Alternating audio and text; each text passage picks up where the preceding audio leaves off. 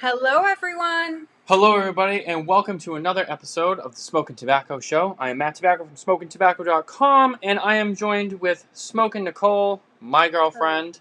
I know a lot of you guys probably are familiar with her, but I think this is probably one of the first times you've actually got to watch her on a whole episode. So she will be on the episode with us tonight. Yep. John Carney is not with us. He had some business and travel restrictions, and he wasn't able to make it, which is fine. Those things happen. We still love John. We miss him. We hope he's doing well. No other guests on the show tonight. So we decided to get a little creative, and we wanted to,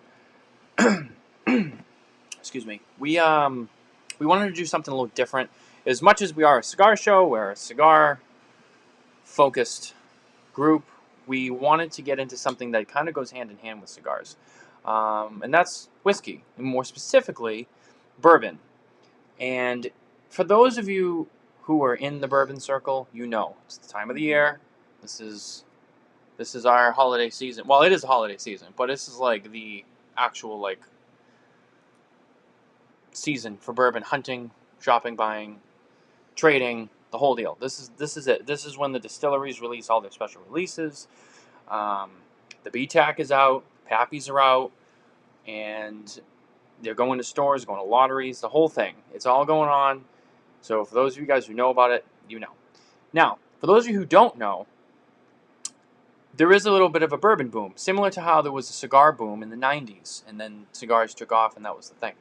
There is a bourbon boom. There's bourbon out there that used to be readily available, and now you have to hunt, scour, and Yeah. steal and stab just to find a bottle of something that's Lots of different things. okay. And then, of course, there's the unicorns, and I have a couple with me here tonight that I will show you. And for those of you who don't know, I will explain what they are, how you can get them, and why they are so special. So it's a little bit of a different format, but we're going to try and make it a little different, a little bit more interesting. One of the biggest things about bourbon or cigars is, a lot of times you smoke cigars, you drink something. You can drink anything with them, really. But the biggest, I would say, the most popular thing would be whiskey. And bourbon especially is a big one. So, with that, Nicole, welcome onto the show, like legitimately. I know this is my first time. Normally you're just kind of sitting behind the desk over there, but now you're actually on the show. I know. So Hi. this is what it's all about. I guess so. I feel special tonight. Mm. So as Matt was saying, we're doing a little bit of a different format tonight. So I love drinking whiskey, and I was thinking in my head, well, we don't do typically a lot of pairings with whiskey and cigars and whatnot. So one cigar that I had smoked recently, I had it with a cup of coffee, and I was not blown away. So I really wanted to try it with whiskey, and that was the HVC Hot Cake. I thought it was a great cigar. But with coffee, it just did not wow me. And definitely, with the spice in this cigar, I wanted to try it with whiskey. So I had said to Matthew, why don't we pick 4 whiskeys of different kind of profiles that we drink on a regular everyday basis, and see which one kind of pairs well with the hotcake. So we're going to do that live for you, where we're kind of tasting the whiskeys and seeing which one pairs well with it. So I think that'll be fun for today. Mm-hmm. And yeah. So You want to start with the first pour. Want to get right into it? I'm going to let you do the right first pour. And then, so Nicole's going to pour them out, and then she's going to tell us a little bit about what we're drinking, who makes it, what it is, and all that. So that'll be definitely interesting. So I'm going to let her go right into it. And some of these are our everyday favorites, kind of what we drink. So one of Matthew's everyday favorites is Rowan's Creek. So Rowan's Creek is named after the creek that runs through the Willett Distillery, if I'm right. So when it first came out, it was a 12-year aged, or that's what they claimed, and so now it is actually not that. I believe it's between 5 and 15, depending on where they get it. So I just want to jump in really quick. So for those of you guys who, this kind of all goes back to the bourbon boom thing. So when the bourbon boom really took off and bourbon really got crazy, one of the things that you saw, if you were into bourbon and you were very familiar with it and the stuff that was being released and the bottles that were coming out, a lot of the age statements started to disappear. So, for example, you look at a bottle and it'll say, like Macallan 12. The 12 is the age statement. That's a Scotch, but for the sake of the example, there's always like a number, Macallan 12, or there's there's the Glen 14. Those are the age statements. That's how long the whiskey was aged in the barrel, or it's what can be if there's a blend, it's usually what the oldest in the barrel is. On bourbon, you had that, and then all of a sudden you started to see it drop off, and there's a reason for that, and it's because when the bourbon boom took off and the demand went through the roof, and it's still climbing through the roof as more and more people get into bourbon, these distilleries, they don't want to wait so long to mature the bourbon because they got to get it out because they need inventory, they need product to put out, so they're not aging them as long. So you're seeing bottles that used to have age statements on them, now they're just whatever that is, and it's because they're not aging them as long, and they're just trying to kick it under the rug and move forward. Like, hey, just don't worry about the age because we're just trying to get it on the shelf. So really, that's what it comes down to. One of the interesting things about the Rowan's Creek, not a lot of people realize, is it's actually not made by Willet. The juice in those bottles supposedly is acquired from other distilleries, and it can lead to an inconsistency. So if it's a bottle that you frequently purchase, you drink it, you may notice inconsistencies over time because you're not getting the same exact juice from the same exact source, the same exact mash every single time. There can be some irregularities there because it's not being made at the distillery the whole thing. So that is one thing you'll notice. I drink it all the time. I've had several bottles of it that I've gone through, and I've always loved it. I feel like it's been consistent. So far for me, yeah. For me, it's been consistent. I mean, but, tomato, tomato. Everyone's open to their own interpretation. So this is one that I'll regularly drink. It's 100.1 proof. It's a great bourbon. I find it not to be too hot, not too strong. No, it says the flavor profile is full-bodied and oily. So we did, with these 4 whiskeys, we chose kind of different flavor profiles to see what would pair best. And I'm just going to read what it actually claims. So someone had said it's well-balanced with orange, fresh-cut oak, cherries. The palate has a mouthy feel with cherries along with baking spices and maple. And then the finish has a little bit more orange on it and some char to balance it out. So definitely citrusy. It's definitely citrusy. Right on the nose. Hopefully, you guys, we also don't get too drunk tonight tasting all this whiskey in an hour. Trying to pour small glasses, but yeah, it's definitely, I smell the cherry in the oak for sure.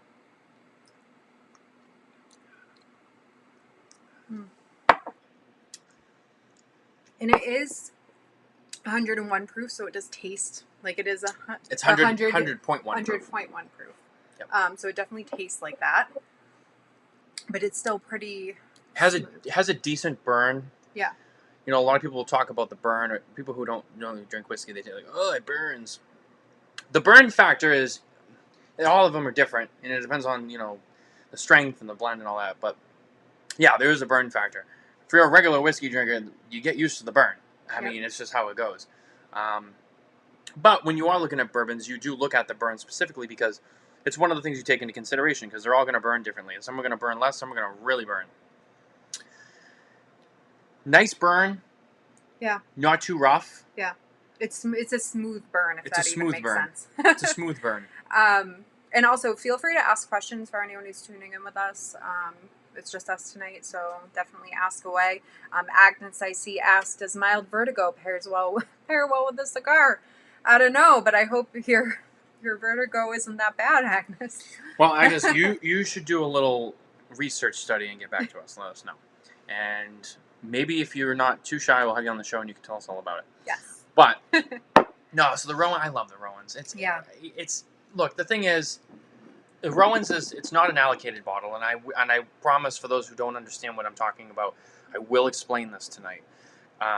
We will go in depth about it. Rowan's Creek is a regular bourbon. You can usually find it on the shelf at your local liquor store. Your price varies, very small. Yeah. I mean, it's $35. I think we got this bottle for. Yeah, right. It can vary anywhere from $32.99 to $40. Yeah.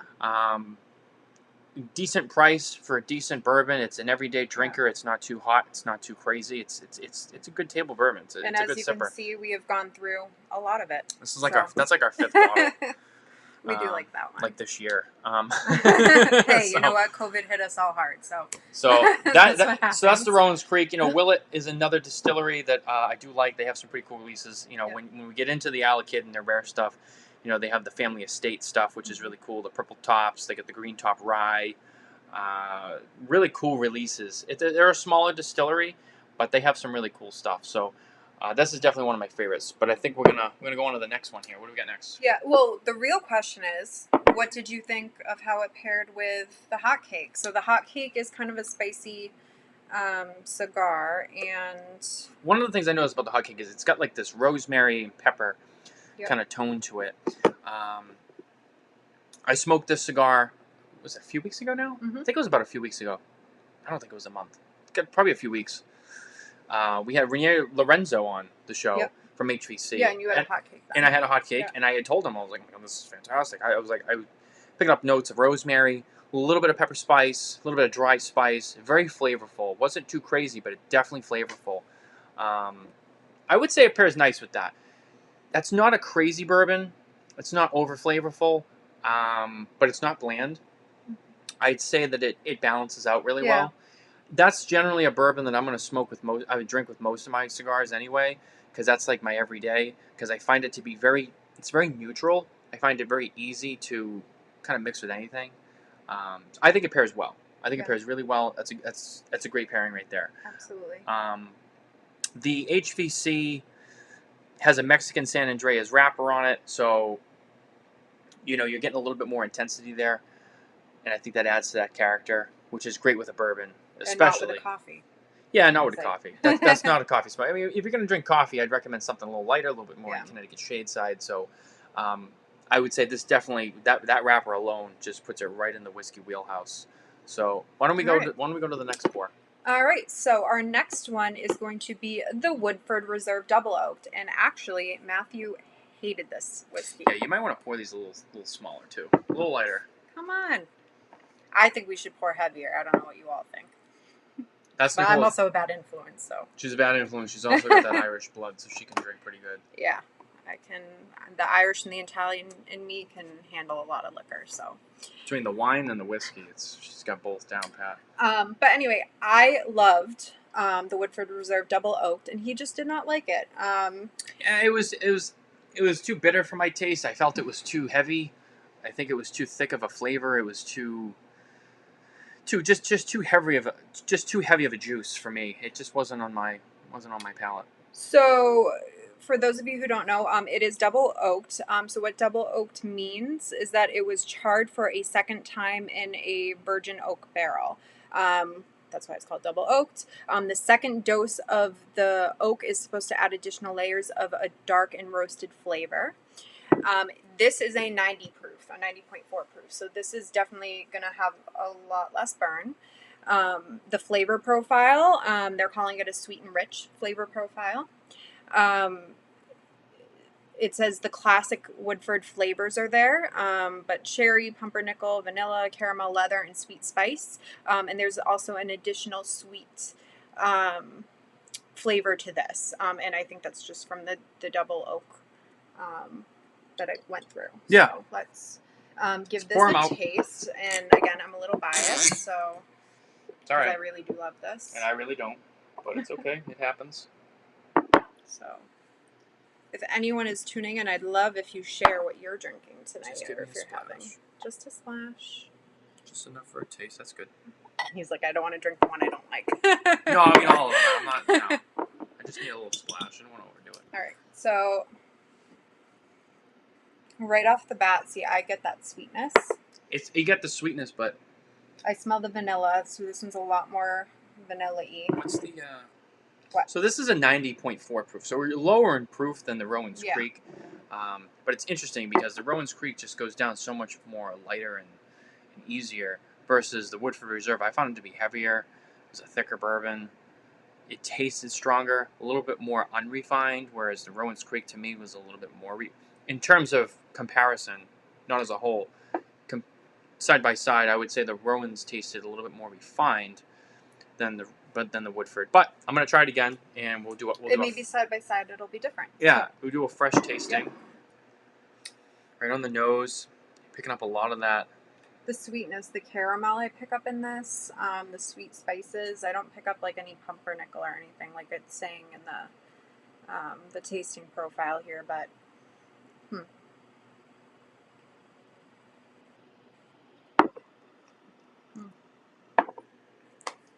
Okay, definitely not as much burn.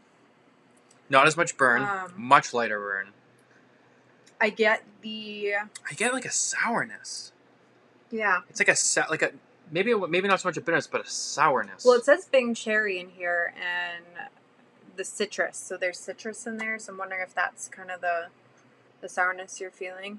And when I smoke this cigar, like right after, it almost amplifies the flavor. Yeah, not in a good way either, but for me, the cigar taste when mixed with this specifically, it almost gets a little bit more bitter. It doesn't have a pleasant taste with this cigar. Yeah, no. You're right. You really roll it around. It like rolls on the tongue, if that makes sense. It kind of like coats your tongue after. It's not. It's not a nice little blend. Like the Rowans, like they kind of felt like they went hand in hand. It was like that ice cream and cake. You know, they complement each other. This does not. They do not complement each other. Well, this flavor profile is sweet and rich. I'm just wondering if it's like too sweet to go with the hot cake. Could be. That makes sense. Could be. Could have a higher sugar content. Makes it a little bit too sweet. That with that smoke, it's not gonna really balance well. And Jeff just chimed in and says he's having an Old Forester single barrel. Old Forester, that's good. That's good stuff. Yeah. That's good stuff. So yeah, I gotta stick with it. I gotta stick with it. I don't like it. Yeah. Yeah, I can't do it. I will still drink that, and I will drink it back to back. Definitely not with a hot cake, but I did. I liked that. Now we were smoking Cubans. Yes, we were. The other night when I was drinking this, and I thought they paired very well together. But she was smoking the Partagas Serie E number 2. Yeah, it's one of my favorite cigars. And they had a little bit of age on too. They were a couple of years old actually, and they smoked amazing. They were great cigars. Yeah, like I said, she was drinking that. I was actually drinking wine, believe it or not, that night. You were. I was drinking some Sicilian wine. Paired great. We're playing dominoes. Yep. Had some friends over. It was a great time. Yeah. I thought it was a good pairing. You had that. Yeah. Actually, what was funny, which we don't have here, we had for those who know, we had a Weller Full Proof, and we opened that bottle, and for me I didn't hate it, but I was like, it's okay. And she's more of a Weller fan than I am. I love the Antique 107. That's one of my favorite. And she wasn't crazy about the Full Proof. So at that point, we were like, okay. And we actually traded that bottle away for an Antique 107. So I was quite happy with that outcome. But all right, let's jump on to the next one. Yeah. And so let's see. It is the Four Roses Small Batch. Now this was one of like my first whiskeys I ever got into. I know it doesn't have a lot of bells and whistles, but I love it. Did you just set your cigar on fire? I don't know what happened there. That was you random. just relit it. I wish he could have showed you, but I don't know. The ash broke, and then the end just had a full-on soft flame coming out of it. All right, well, but it's all good. Happens. But anyway, I love this. I actually love this just with like a whiskey sour or an old fashioned. This is kind of my go-to, just because obviously it's cheap enough to mix. You don't want to mix the good stuff with sour mix or anything. So we will head into this. Do you want to pour this time? Sure. And I'll read off this next one. So the Four Roses is a 90 proof. The tasting profile is fruity and sweet. And it has oak, citrus fruit, a hint of spice, caramel, and it's light. So summer fruit, I already said caramel. And it has a creamy mouthfeel, so not so much oily as the first one. You get a creaminess right on the nose. It's sweet and creamy. It's light. Oh, yeah. Definitely sweeter smelling. It was funny, we didn't even talk about this before, but you take some of these, right? Yep. You look at them side by side. It's hard for you guys at home. But this is actually a very dark one. This was. You can almost see how these two are much lighter than the Woodford. I would say this is lighter than the Four Roses, but these are much lighter. They said the double oaking contributes to the darkness. Oh, absolutely, so absolutely. I mean, you're double barreling it in a sense. Yeah. You're getting double the char. Yeah. So it's gonna come out with more sugar. Yep. It's going to be a darker mash. It's going to be. It makes sense. And I think that's also where that heavier flavor comes into play, because you're getting almost double the char in a sense. Yeah. Or at least the double of that fresh char. You're going to age it in one barrel, then move it to another fresh barrel again. So you're getting kind of like that double kick from the barrel there. So. Ooh, let's see who else. Jeff says he prefers the single barrel over the small batch. I like the single barrel too, but the small batch, I think, I don't know, my heart is just there because it's, like I said, one of the first ones I got into. And then Tom Williams chimed in and said, trying a Knob Creek rye with my Cohiba Talisman. And they're perfect together. We don't have any rye with us tonight. Yeah. I'm gonna spoil it for you. There's no rye up here. We just kind of felt like we'd stick with solid bourbon. And maybe in the future, we do this again. Maybe we will do a rye episode, but for the sake, we are doing strictly bourbon. And we're just trying something, and we'd love feedback too if you like us talking about the whiskey, just as a change of pace from a regular show. Smells really good. Yeah, I'm ready to get into this.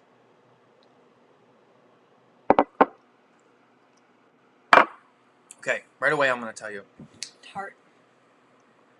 I got a little bit of a tartness to mine. I like it better than the Woodford. I know. However, I'm still not crazy about that one either.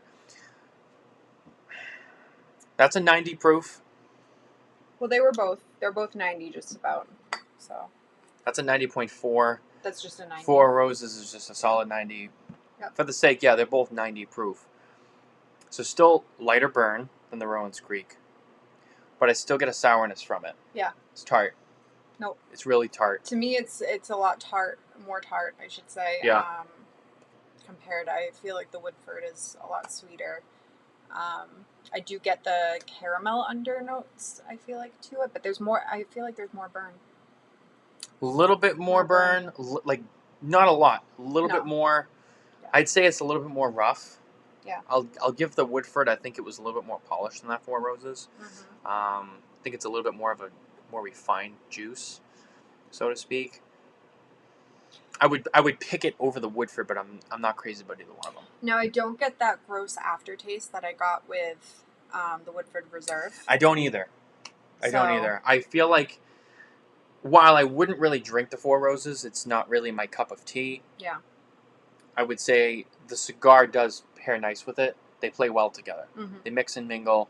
That Woodford, it was like you had that, then you hit the cigar, and it was just like conflicting. It was conflicting flavors. Yeah. Yeah. It didn't balance. It didn't mellow right. Yeah. And again, it's a lower proof. One of the things about a lower proof is that you have the opportunity to taste more of the flavors. Yeah. When you're going lower proof. When you get to higher proof, the next bottle is very high proof. And when you get to the higher proofs, you lose the flavor a little bit. Yeah. Because you have more of the strength there. Yeah. So I'm interested to see how well this pairs with the next one. The next one is actually my absolute favorite. And here we go. Now he hoards this. Now this one is a little bit trickier to get your hands on. And this is the Stag Junior. We have... Or Baby Stag, as it's nicknamed, and we'll explain why after. Baby Stag. So we wanted to throw one of these into the mix. He actually has like 10 bottles of this. Excessive. But he loves drinking it, so we try to keep as much as we can on hand. So the Stag Junior, the Baby Stag. So...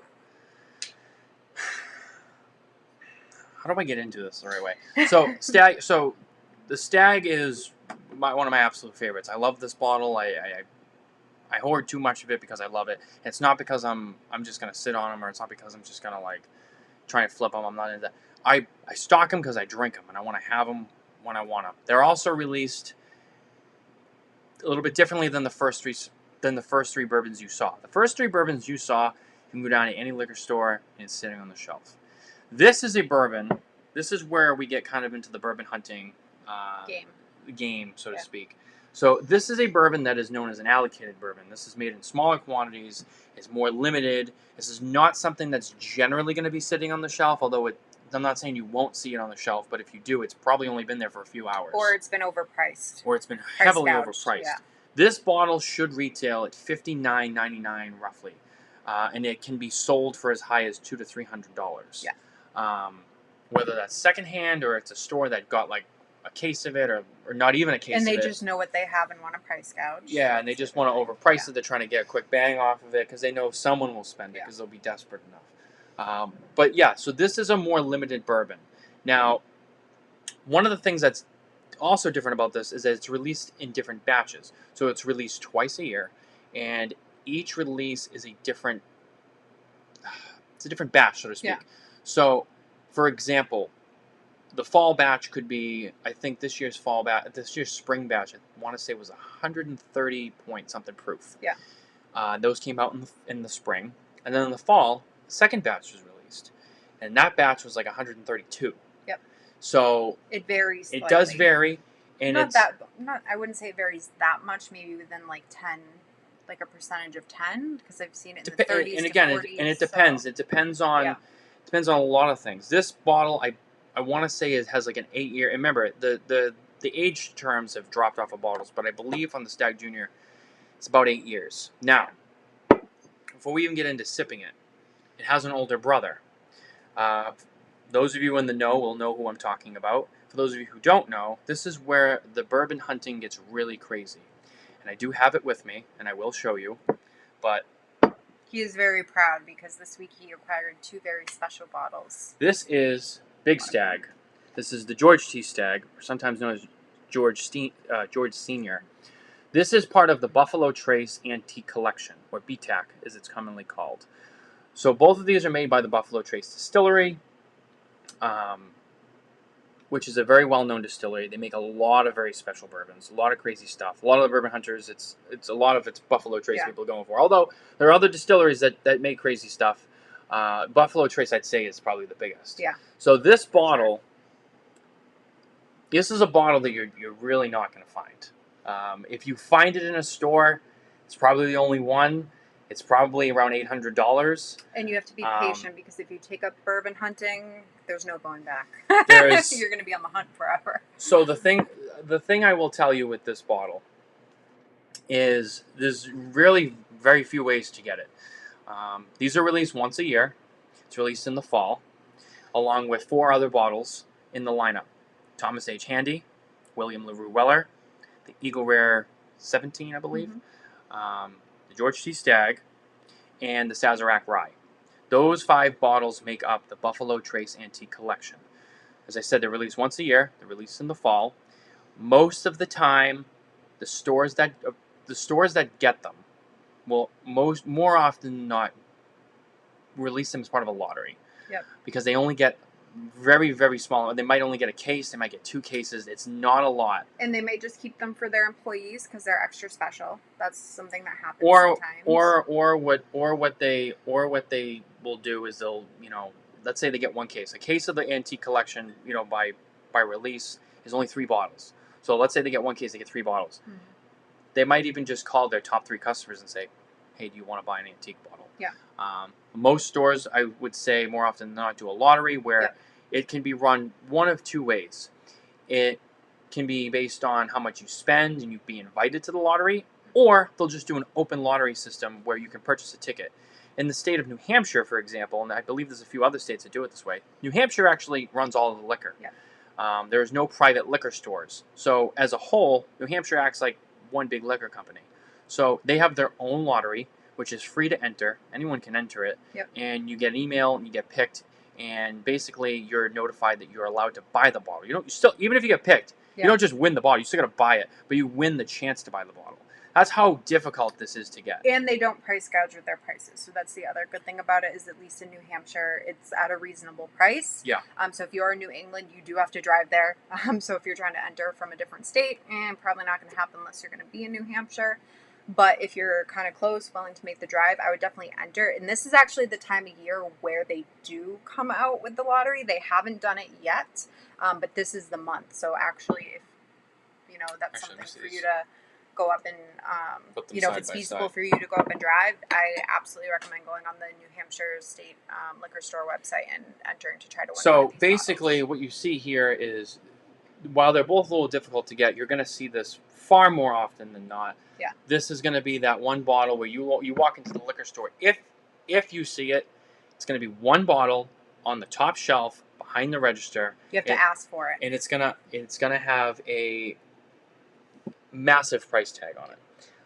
Also, kind of the same thing. As I said, it's released in batches. So on the Antique Collection, it's released once a year. So this bottle is actually from last year. It's 116.9 proof.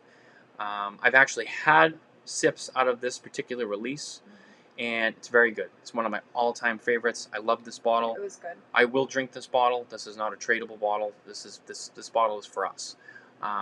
So with that, let's actually get into the Stag Junior. Yes. So let now, me read off the notes. Too. Another thing too with the Stag Senior is the Stag Junior and the Stag Senior actually come from the same batch, same barrel. The only difference is the aging. So Stag Junior is going to have, like I said, around 8 years of age. The George T. Stag, the bigger bottle, that's going to have about 15 years of age on it. So for example, to give you an idea, that George T. Stag began its aging process in 2005. I'm sorry, 2004. So you can tell that's got some age on it. Yes. Which we will not be opening that one tonight. Let's see. Big kick. Ooh, yep. But again, this is a higher proof, so expect it. That's 128.4. Yeah, this is 128.4. And just reading off the profile for the Stag Junior, it has molasses, brown sugar, nutmeg, cherry honey. Let's see. So Jeff was asking about price. I think I went over the price on the Junior. It's about $59.99 on retail. That's if everyone's playing fair. George T. Stag retails for, I want to say, I think it's about $100 now. Yep. That's if you get it retail. That's Buffalo Trace's MSRP. Yeah. If you're asking what I paid for it, I didn't pay for it. I traded for it. And I'm not going to get into what deals I make, but I did trade 2 pretty respectable bottles for that. So, and that's all I'm going to say. But which actually equaled out to be about retail for it anyway. So really, it was kind of a good deal for me. Came out to about a wash. So, like I said, that bottle can be also secondhand. People get desperate enough; they'll pay some high dollars for it. But all right, so let's give it a try. So oak vanilla. I love this. This is my favorite. You gave me the tiniest sip on that one. Oh yeah, there it is. Definitely has more of that kick. Woo! Sweet kick. Definitely pick up the vanilla. Definitely pick up the proof on it too. And the vanilla is very strong in this one, in my opinion. A lot of vanilla. Yeah, lots of vanilla. Wow. Yeah, it's delicious though. Wow. And this is why we love it. We kind of save it for special occasions. We try not to drink it every night, even though we have a lot of it. So. It's so good. That high proof will get you. If you're not familiar with high proofs, it'll get you. You gotta be. I mean, I'm not gonna say you can't drink it, but to really enjoy it, you gotta be used to those higher proofs. If you're an 80, 90 proof drinker all day long, no matter what bottle you drink, and you jump up to a Stag Junior, you're gonna be like, whoa. Yeah. But you gotta work your way into it because it'll sneak up on you. But it's great, it's so flavorful. And the question of the night is, how does it pair with the HBC hotcake? So, I think I'm out. You're out. It's all right. It can be light. It is good. I think it's gonna pair well because this cigar pair well. This cigar is very well balanced. No. It's one of my favorites from HBC. No, it does pair well with this cigar. The cigar doesn't turn the flavor or anything, I find, in this one. The other ones had more of like that mouthy feel when you kind of layer it with the cigar. If that even makes sense, but... Yeah, that's good. That's good. Actually, what kind of like flavor I get right in the middle as it blends? Yeah. Like a toasted popcorn. It's great. I get that. Actually, just toast. Yeah. I just get toast. It's Which great. I don't complain. I like toast, so that works. Oh. But I get the toastiness from it. What a great mix. Mm-hmm. That's good.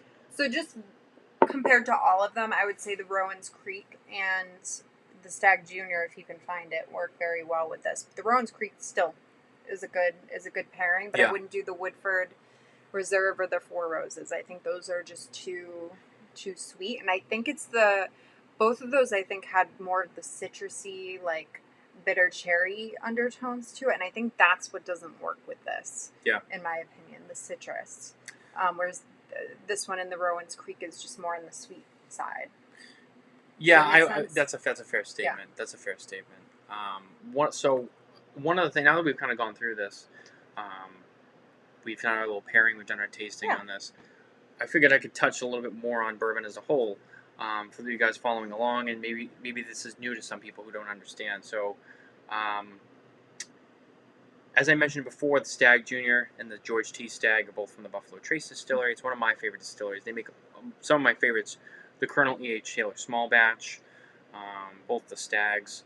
The Wellers, if you've heard of Weller, with Special Reserve, Antique 107, Full Proof, 12-year, CYPB, and of course the William LaRue from the Antique Collection. Very popular. Mm-hmm. Very popular lines. There's the Buffalo Trace bourbon itself, their namesake bourbon, which is very good. That's another readily available bourbon from Buffalo Trace. You usually can find that on the shelves. You won't find it at a place like Total Wine. The reason for that is it'll be like a special release, and the reason for that is Total Wine, because of the variety they have, and they push a lot of store brands there because of their size. Mm-hmm. Buffalo Trace kind of competes with that. So they'll get Buffalo Trace in, but they'll treat it like an allocated bourbon because they kind of want to push some of their other stuff first. Mm-hmm. But regular liquor stores will usually have Buffalo Trace, and it's about $34.99, $40. Simple. It's a good bourbon. Another one, Blanton's. You've probably heard of Blanton's. Even if you don't drink, you've probably heard of Blanton's. That's the one with the horse on the top, and they're all different. People collect them. There's a whole bunch that they make. I could get into it all night. Sorry, I'm laughing at Agnes's comment, which is, Matthew, I sense some bias there. I bet you just love that stag drink pretty much with anything, even oatmeal. That's not true. That's not true. I feel like it's true. Mm-mm. You gotta be in there. You gotta pair things right. You know what I mean? I wouldn't just drink with anything. Yeah, no. So I mean, again, popular one. Another one, Heaven Hill. That's the makers of Elijah Craig, Henry McKenna. Mm-hmm. Again, some of those special release bottles that you get. Willett is a smaller distillery, but they, like I said, they do have their family estate stuff. And so, just to chime in quickly, is Matthew also got a second special bottle. Well, I was going to kind of work into that, but yeah. Okay. So we could talk about bourbon all day long. We could talk about all these different brands, whether they're regular on the shelf brands, whether you're drinking something simple like Old Tub, which you can find anywhere. It's like $20. It's actually not that bad, but it's a lot of people make fun of it because it's like simple bourbon. It's cheap. You can get it anywhere. Jefferson's is another good one that's usually on the shelf. Evan Williams, the Maker's Mark, the regular Woodford line's pretty good actually. We can talk about this all day long. A lot of popular stuff. There's a lot of good stuff. Some stuff's okay. I like the E.H. Taylor. Most regular bourbon drinkers, there's one specific line that everyone knows. It's the one line that everybody wants. They want it more than the Stags, the Antiques. This is the one where you say the name, they know exactly what it is, and chances are they've never even seen the bottle in the store overpriced because it simply just doesn't exist. And that's the Pappy Van Winkle. Pappy Van Winkle is the bourbon. That is the top shelf. If you've ever heard of it, you've heard it whispered like Pappy Van Winkle. It's a ghost. It doesn't exist. And what I have with me today is a Van Winkle Lot B. This is truly one of the unicorns of bourbon. This is a bottle that is almost impossible to find, even overpriced. If you find it and it's not priced too crazy, if you're a bourbon drinker and you have the money, you buy it. Jeff says, is it overhyped? It's a great question. Yeah. It depends. Honestly, we've heard differing views with the Lot B, and this is the 12-year. Well, when you talk about Pappy as a whole, so there's multiple bottles in the Pappy line. You have the old Rip Van Winkle 10-year at 107 proof. Then you have the 12-year Lot B, which is that bottle. And then you get into the actual Pappy Van Winkles, which are 15, 20, and 23. Now, those are the later three are the more sought after, but Pappy as a whole is sought after. Then they make a Family Reserve Rye. So that makes up the whole Van Winkle collection, so to speak. The specific actual Pappies are really the ones people want, but all of them are pretty tough to get. Yeah. Serious unicorns. You know, a lot of people say that the Lot B is one of the better ones because it's a lower proof. You can really appreciate the flavor more. Some of the people just go crazy for the 20 or the 23. It's like that. That's Yeah. because they're the older ones. They're the crazier ones. That's the more expensive ones, I should so to speak. It really depends on what kind of drinker you are, and that's the thing. I mean, depends on your palate. Depends on what you like. It depends on, I guess, your appreciation for it. Yeah. So many things come into play. Um, you have to. I say you have to taste it for yourself. You have to find it first. You're Some honest. bars have it though. If people want to Honest, just taste it and get a glass of it. yeah. Honestly, the Or best way most people try Pappy Van Winkle is they go to a really nice restaurant or a really nice bar that has it. Yeah. Shot's probably going to be about between 50 and 100. per 50 and glass. 100. I know in Boston, Pappy's usually between 90 and 100 Yeah. for a pour, depending on where you And find it. we're talking like how much you got in here? Like Yeah. maybe that much is maybe a little more. Yeah. It's about $100 of Pappy. Yeah. And the crazy thing is these bottles retail like the Van Winkle Lot B. I believe it's only $100 at retail, but people will pay. Yeah, those bottles go for well over $1,000, Yep. Especially when you find it on the second hand. But I will say, before you even hunt these bottles out, it is worth it to do the pour to see if it's worth the hunt, I should say. And the reason I say that is we wouldn't have had this George T. Stag if we didn't taste it at a bar. So we went to a bar, we said, oh, hey, we want to taste this. And we did love it, so we figured it was worth the hunt. And how many months? I mean, it took us a couple months to find a bottle. At a reasonable price and not overpaying and whatnot. So Well, we didn't even pay for it. We traded. I know we traded, but it took a while to find the right person and this and that.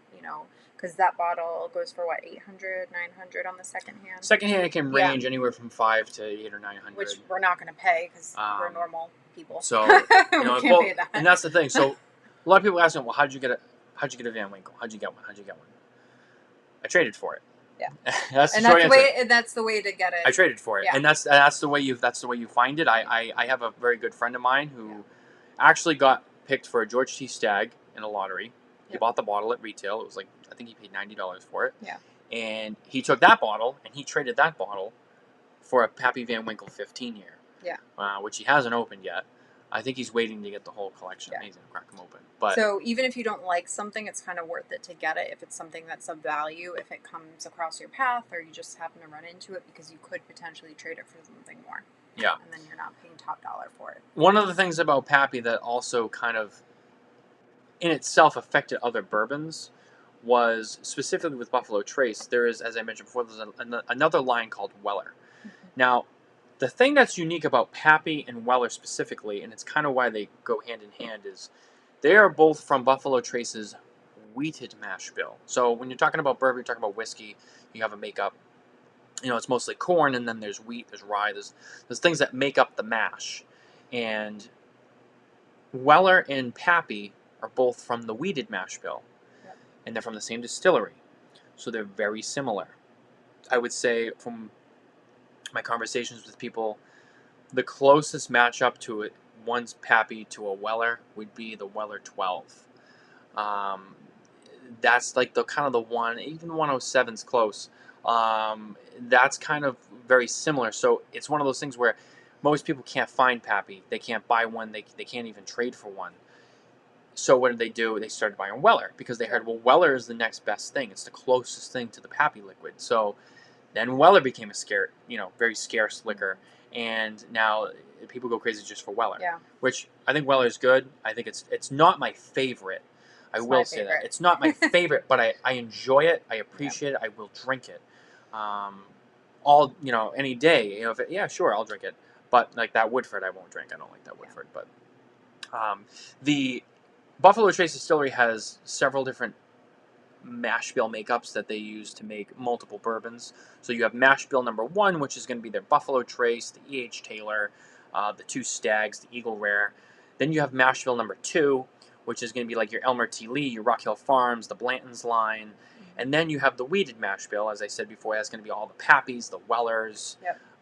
You have the rye mash bill, which is where your Sazerac and your Thomas H. Handy come into play. You have the high rye, which is another E.H. Taylor. It's different mashes that they use for multiple bourbons, but aging in different barrels and different all sorts of things come into play. Yeah. And that's kind of what makes bourbon special. It's kind of similar to wine in that sense. It's in the barrel, the aging concept. A little bit different than cigars and tobacco. Tobacco is also aged. Yeah. It's different. You have curing barns and they're rolled and then they're put in aging rooms. So it's the same kind of mental process. Obviously, it's different kind of products, it's a different method. And that's where kind of a lot of this stuff goes hand in hand. You have wines, you have whiskeys, cigars. It's all grown natural products that get aged, fermented. They all get fermented too. I mean, even cigars, they go through the fermentation process to release the ammonia out of the tobacco leaves, and that's why some cigars are so much smoother than others. They have a much better age on them. They come out so much smoother, so much nicer. And I think that's just kind of why I got into everything else too, because it's all very similar when you boil it down. And it goes hand in hand, right? Absolutely. It does. I'm out again. This is crazy. His keeps going out. Mine's not going out. No, Mine hasn't gone out once. We're talking too much on this show tonight. It's the bourbon. I'm like, you're talking too much now. Well, you know what it is? And I'm not throwing any shade here because I love the man to death. I would do anything for him. But John Carney usually talks the most. He does. But that's okay. So I find myself kind of filling in the gap tonight. Just kind of doing a lot of the talking. And my cigars are going out. We also don't have a guest to keep them going. So hey, that's okay. But we should probably get into some other parts of the show. Yeah, absolutely. I think it's time we kick it up. So we are going to switch over to our cigar industry news. So let's switch here. Remember, I produce normally, so it's going to take me a minute. But one of the boom. Cigar industry news brought to you by McAuliffe Cigars. Ooh. Join the ambassador program today. Let her do it tonight. I just kind of chimed in there. So. Okay.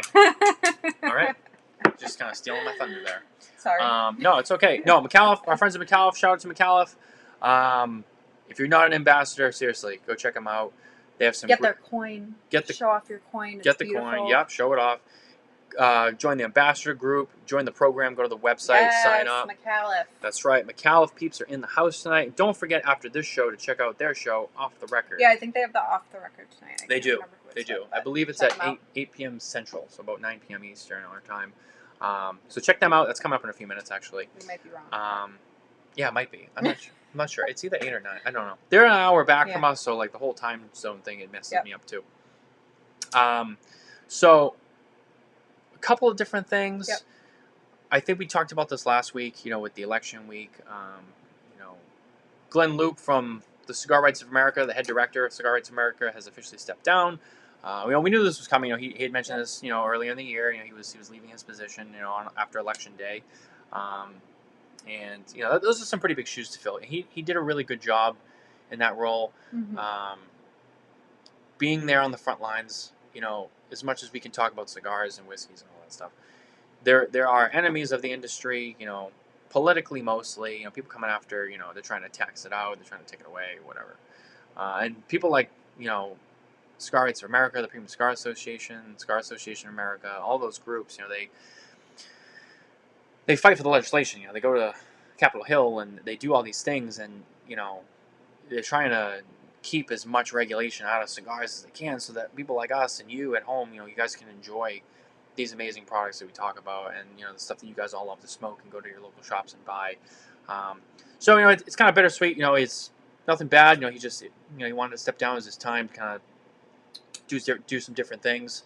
So we wish him the best of luck. But I would say that's one of the bigger things that's kind of recently come out. But I don't see that they've announced his replacement yet. But he did say he would be stepping down as of November. So I'm curious to see when they're actually going to release who his replacement is. Yeah. Another one is right here in our own backyard. We're up here in New England. Yep.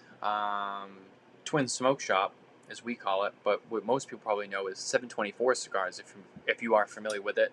Kurt Kendall, shout out, Kurt. Yep. Hope you're watching at home. He has partnered up with 113 Cigars to create a new cigar that will be released as part of their 5th anniversary collaboration with Club Humidor in San Antonio, Texas. Kurt has, if you guys don't know about 724 or Twin Smoke Shop, 724 is a brand that originally, you know, it was a cigar that, you know, that was made right up in here in New Hampshire, in Manchester, New Hampshire, um, and it's an older brand. And Kurt bought the brand name Yep. and kind of revived it and brought it back, and came out with 724 cigars, and they are fantastic. They're great cigars. Um, Trying to get Kurt on the show, actually. We're going to talk to him a little bit about that. Yep. So if you guys watch the show, if you guys don't know Kurt, stay tuned for that. He'll come on. He'll give us the whole backstory on there. And side note, if you are a McAuliffe ambassador, he did do an off the record pretty recently with McAuliffe with But Sam a month or two ago. Yeah, because they actually are a new shop who picked up McAuliffe in the past couple months. So they now sell McAuliffe cigars. Yeah, if you're local and you are unfamiliar with McAuliffe, you know, Twin Smoke Shop, they have McAuliffe cigars. You can head up there. One of the newest, you know, retailers in the Northeast, actually.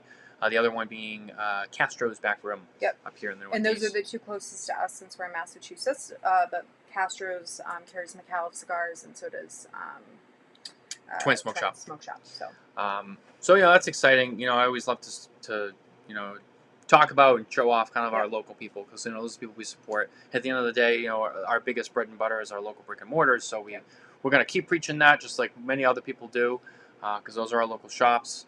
You know, Two Guys Smoke Shop, there's another one. You know, we had Dave Garofalo on here. You know, that's another one. Those shops mean a lot to us. So always want to give them some love. And it is that time of the year. Davidoff comes out with their yearly Year of series. This year it's the Year of the Ox. And actually, no, I'm sorry. It's for 2021? No, this is... Yeah, no. that's for 2021. Yes. Yep. So the Davidoff Year of the Ox is coming out. You'll see it this holiday season. I remember last year, I want to say, was it the year of the... Ooh, I'm going to get this wrong. I had a box, too. I smoked through it in like a month and a half. I want to say it was the Year of the Rat, or the Year of the Pig. I'm not up to date on the... I don't really follow the animals too well. But I know I had one. It was good. Davidoff's a brand that I don't normally smoke a lot. Some of their special releases are enjoyable. The Anniversario number 3 is really good. The 702 series is pretty good. The Winston Churchill Late Hour specifically I like. 2020 was Year of the Rat. Yeah, it was Year of the Rat. So those are good too. You're Smokin Tabacco fact checker over here. That's right. Someone's going to do it. You know, I can't keep track of every cigar. There's so many cigars there. And that's the thing. Like, you know, some people, they smoke a couple cigars a week. Maybe they smoke a couple times a month. You know, we smoke cigars every day. And I smoke a lot of cigars because I'm trying new things. People are sending me samples. You know, I'm just doing reviews. There's just so many. You get lost in the shuffle sometimes too. So many brands, so many releases, so many different names and stuff. You know, if it's not the stuff I smoke every day or the stuff that I normally stock in my cabinets, I forget about it. My memory's horrible, so that's unfortunately a casualty for me. But, you know, so, and again, we're getting into the holiday season, so you're going to see more special releases like that coming out. And what was the other release today with the Opus and the... Oh, yeah. So if you're an Arturo Fuente fan like ourselves, the Toast Across America coffins that have been coming out that benefit the Cigar Family Charitable Foundation from Arturo Fuente, those are coming out very soon. We're seeing retailers getting those in now. It comes in an orange box this year. And I want to say, again, it's going to be Opus and Julius Caesar Sharks, which it has been for the last 2 years. And they're phenomenal, by the way. They're so good. we have a couple. We have a couple left. We had a bunch more, but we smoked them all summer. I had some 2018s, a bunch of 2019s, and we smoked them all summer. They were fantastic, especially those Sharks. It's such a unique shape. It's a unique smoke experience. I think they're great. I think they smoke great. I think they taste great. Especially the Julius Caesar. I don't think Julius Caesar from J.C. Newman. I don't think that gets enough. I really like the Julius Caesar. Oh, I think it's a great cigar. Very good cigar. Yeah. You know, Diamond Crown stuff is all rolled by the Fuente family. Yeah. So I mean, the Diamond Crown is great too. I think I did a review earlier on this year on the Diamond Crown, and I loved it. As a new cigar smoker myself, that one, it was very toasty. If I recall, the Cameroon. It was a Cameroon wrapper. Are you referring to the black coffin that you got? Yeah. Yeah. That was a Cameroon. Yep. So it was delicious. It was great. The only one that I didn't like from J.C. Newman was the Black Diamond. Like, it was, it was good, but like it wasn't. I don't know. It didn't wow me. Yep. It just, I don't know. It was good. I feel like it lacked I didn't find it very on par with the rest of the Diamond Crown line. Like Fair. the Diamond Crown and the Julius Caesar, fantastic. And I got to the Black Diamond, I was like, okay, here we go. And I was just kind of like, I was a little deflated. I was a little disappointed. But hey, they all can't be good, or at least for me, someone else probably likes it. And that's the best part about all of this is, it's all personal interpretation. It's what you like. If you don't like it, you don't like it. If you like it, you like it. Yeah. With very few exceptions. There are some stuff out there that I don't think anybody likes. I'm not going to name names. I'm not going to name names because that's not what I do here. Yeah. Ti amo. So, sorry. Just a little something. Hello. Yeah. Just a little tickle in my throat there. So, hold on. Gurkha. Gurkha cigars. Oh, God. Some people like it's a horrible cough. I don't know what it is. It's not the coronavirus, though. I think it's just bad smokes. Jeff agrees with you. He said he didn't care for the Black Diamond. Yeah, see, it's a little bit different. Yeah. Oh, Jonathan Carney. Yep, Jonathan Carney has chimed in. I didn't even see this. So John is watching the show. Hello, sorry I missed everyone tonight. William White, let me know. Oh, there's a little conversation going on there. Yeah, we can creep on the comments. Yeah, we're gonna. Well, actually, normally he can't do that, just so you know, because I'm doing the producing. Yeah. But tonight we're doing it from my laptop. So. Well, no, I still see the comments. I follow along, but because I read them off. Yeah. But this is a different view for me, actually. There's a lot going on here on the screen. There is. But yeah, John Carney is watching the show. Not sure exactly what he's doing. We can't really pull him in because we're not really set up to do multiple connections right now. Yeah. But I will say, we do miss you, John, and we wish you were here. And no, I'm not drinking wine tonight. We're doing bourbon. I know you don't do bourbon, so this was a good opportunity to kind of get into some of the brown stuff. And show off your finds for the week. But I promise when John comes out, we'll do a wine episode for those who are into wine. Because John can just take the lead on that one. Because John really knows his wine. I'm getting into wine. I'm not really like a solid expert on wine yet, but I'm getting into it. I'll let John run that one. He really knows wine pretty well. So whether it's high-end wines, limited releases, specific regions, or if it's box wine from if you guys like the alcohol pairing with the cigars, we can absolutely do another episode. I know someone mentioned rum. We could do a rum episode. We could do some other tastings that we have. So I have to do some tequila when Kurt comes out. Tequila, Kurt's a big tequila guy, yeah. I like tequila. That would be a good one. We could do a tequila episode. Agnes says, no soap review, heartbroken. We haven't had a soap review in a few weeks. I know. I miss it. I'm having soap review. Tequila. John says actually drinking tequila today, which is a rare for him, in Ponca City, Oklahoma. Ooh. Yeah, so he's in OK today. And I believe he's doing another the smoke sessions with LFD right this week.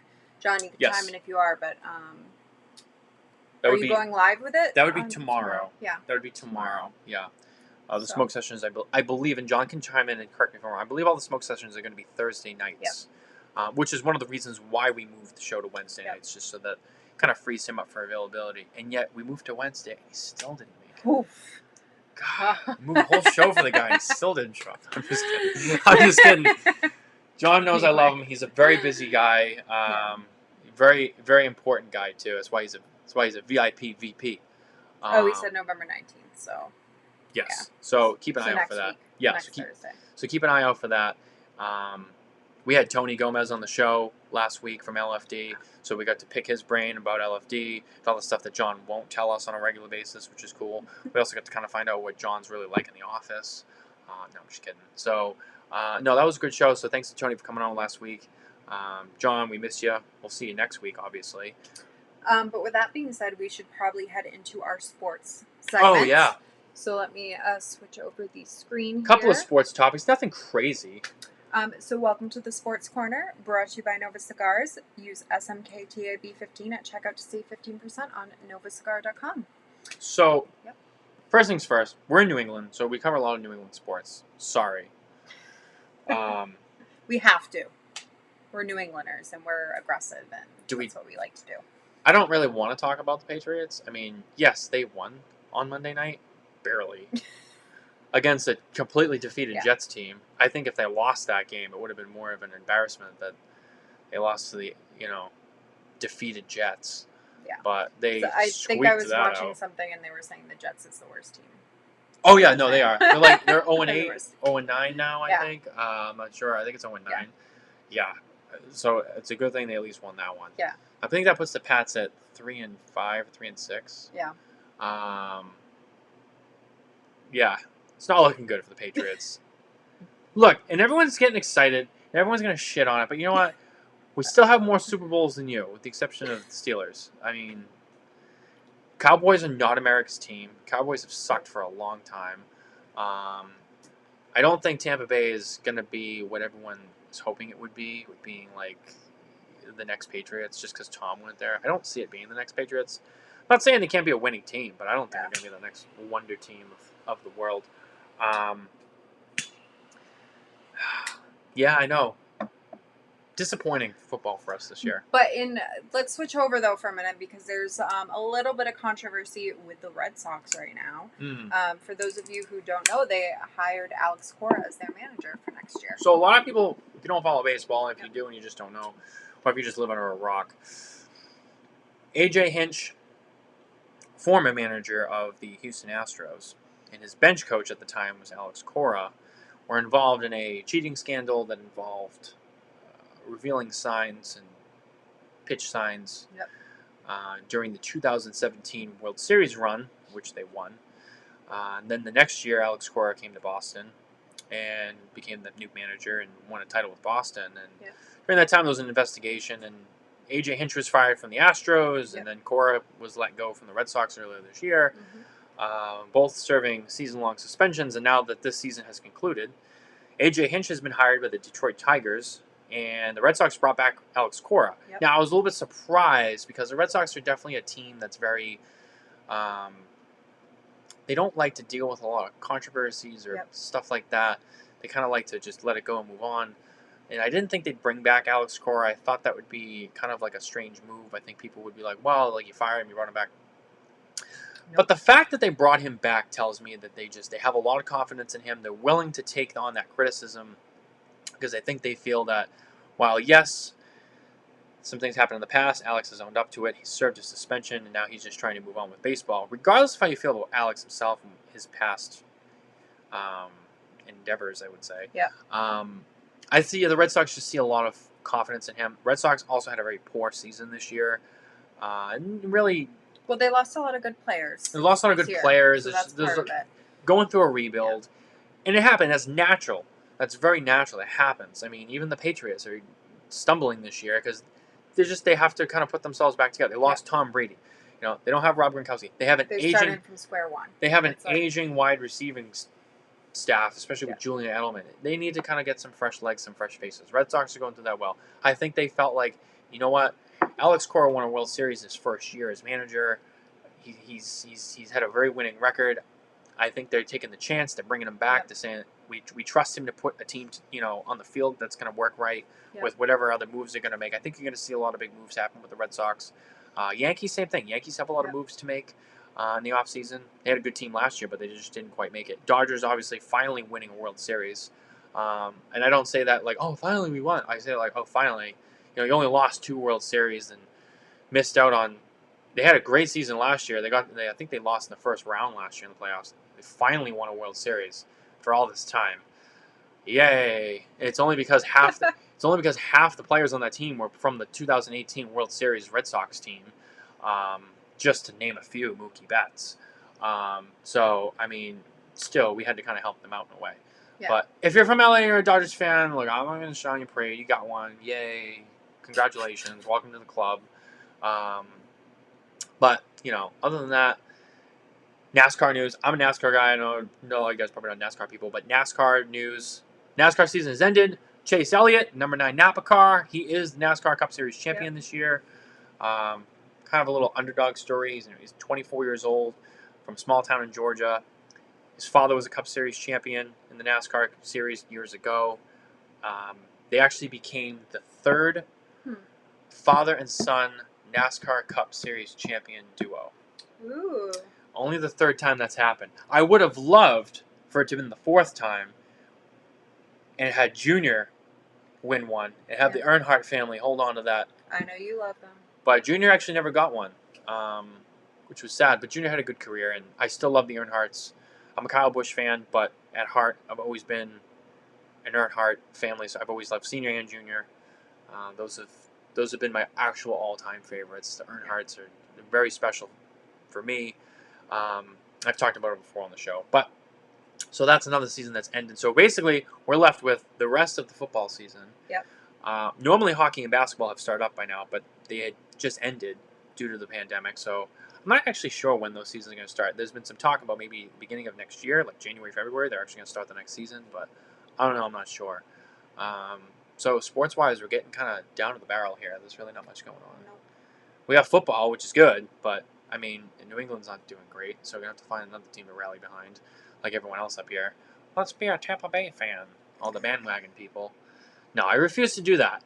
I'll stick with my Patriots. If they lose the rest of the way, I'm gonna stick with my team. I'm not gonna be the bandwagon guy who's like, let's be Buccaneers fans because Tom Brady and Gronk are down there now. No, it's not my style. I'm not like a lot of people I know. But so. And just to shout out quickly, Agnes was just talking about our Nova code that we have. It actually works on their November special.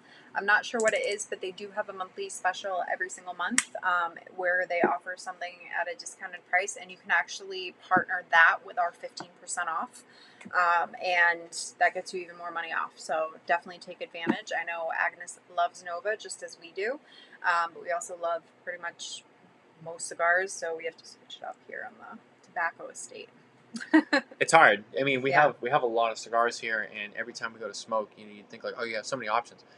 It's even harder because you're like, oh, I just don't know. There's so many good options, especially when you only have time for one. You're like, I have to pick one cigar to commit to tonight, and even though it's gonna be great, it's like I'm gonna wish like, oh, I wish I had that one or this one. I don't know. It's always tough. We decided to go with HVC tonight because HVC is a very well balanced cigar. It's very flavorful. It's delicious. And I definitely was interested in seeing what whiskey paired well with it. Like I said, the last time I smoked, I had a cup of coffee and just was not blown away, and I knew it would taste that much better with whiskey, but which one? So I think you have a solid answer now. I do. Options. Either Rose Creek or Stag Junior. So the other thing is too, to touch quickly on the bourbon. You know, if you want to get into the bourbon pursuit, you want to start hunting down some of these crazy bottles that you see that we have here, or some of the other crazy stuff you see online. Look, a lot of people ask me all the time, like, oh, like people who are not really into it, or people who are just kind of getting into it, they see some of the bottles, like, oh my god, how'd you get that? Yeah. Patience.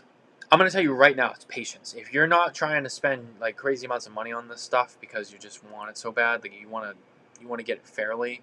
Yeah. Patience. Just you'll find it. You wake up tomorrow, and there's been many times I've had a bottle. I'm like, oh my god, I love this. I got to get more. Yeah. And it's like all I can think about for like a couple of days, and I'm like, how do I get more? How do I get more? And then just slowly but surely, you're patient. You learn your stores in your area. You just learn what they get in.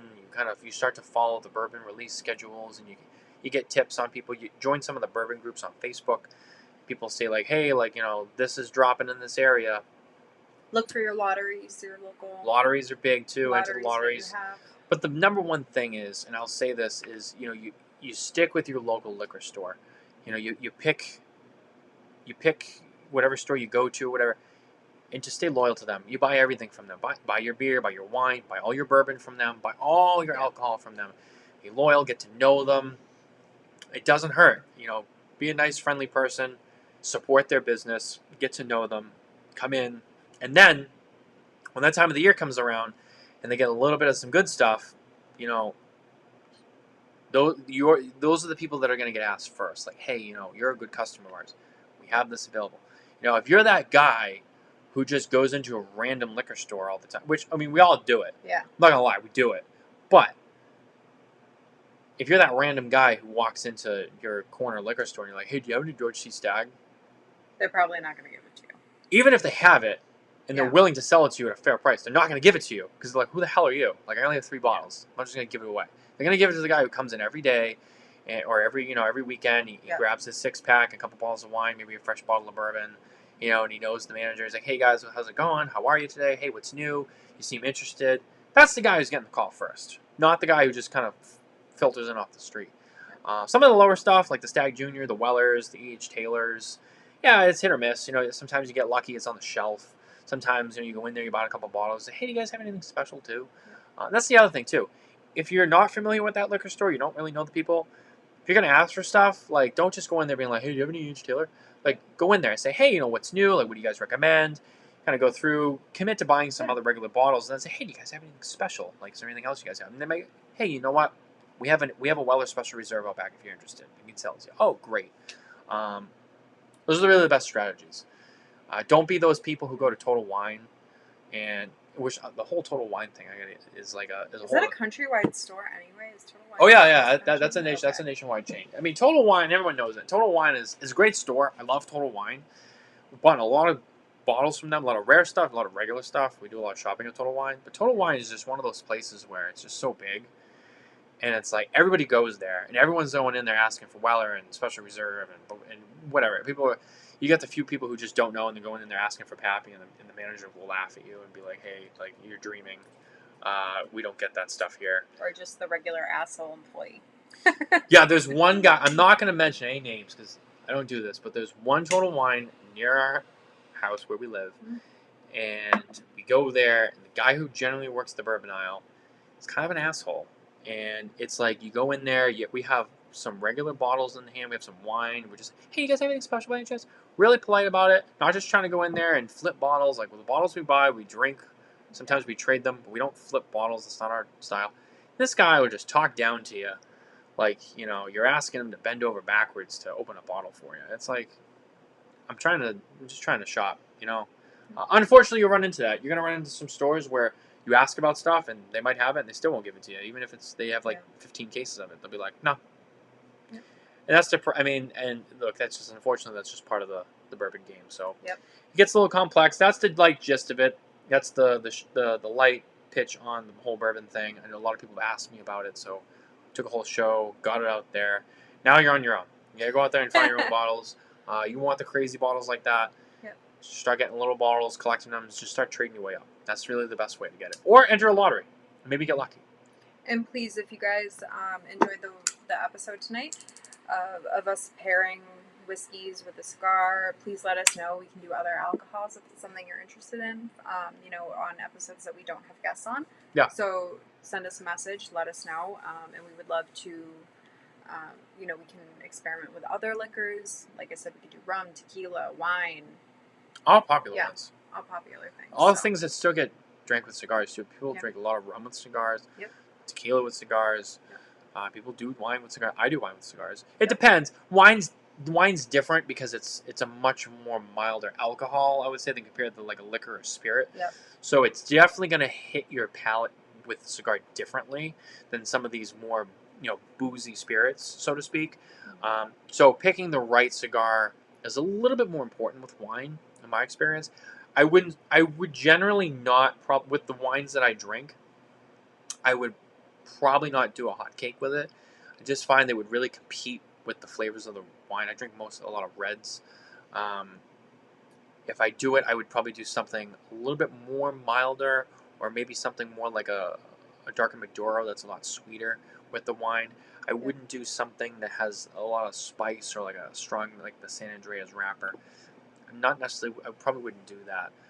But again, that's where all those things kind of come into play with the different pairings and the different types of alcohol. I mean, you could be like, I know a kid who drinks just hard seltzer with his cigars. Whatever your fancy is. There's a drink and cigar combo for everyone. And if you don't drink at all, hey, that's fine. And I'm sorry, if you're a non-drinker and you tuned in tonight, I'm sorry. If we kind of like ruined it for you, but we try to spread it around so it's even. So I think we're getting towards that time. I think we're getting towards that time. So we're gonna wrap it up for tonight. We thanks everyone for watching. Next week, John will be back, hopefully, unless he gets lost in travel again. Yeah. December 2nd, we have Leo from Nova coming on, also known as Cigar Blondie, if you guys follow her on Instagram. We have some exciting guests coming up. Eric Wentworth from Hammer and Sickle Cigars will be joining us on November 25th. We have Oliver Nouveau coming, right? We don't have a date for him, but Oliver Nouveau from United Cigar should be joining us very soon as well. United Cigars, this United, La Giana, Atabey Byron Bandolero from Selected Tobacco, Nelson Alfonso, all that cool stuff. He's the guy. So we'll probably see him on the show soon. Like I said, we don't have a date, but we'll let you guys know as soon as we do. And hopefully we get a soap review again next week. Cause I know we're we missing need it. one. We need one. We're having soap review withdrawals, and COVID has taken a spike. We need to keep our hands nice and clean. Yeah, I know. The COVID numbers are going know. back up, so I gotta be reminded how to wash my hands. Yep. So I need John to really tell me what soap's good for that. Yeah. So, anyway, guys, we're gonna sign off. We're gonna finish our cigars. We're gonna drink some bourbon, and we will see you all next week. Bye, guys. Have a good night.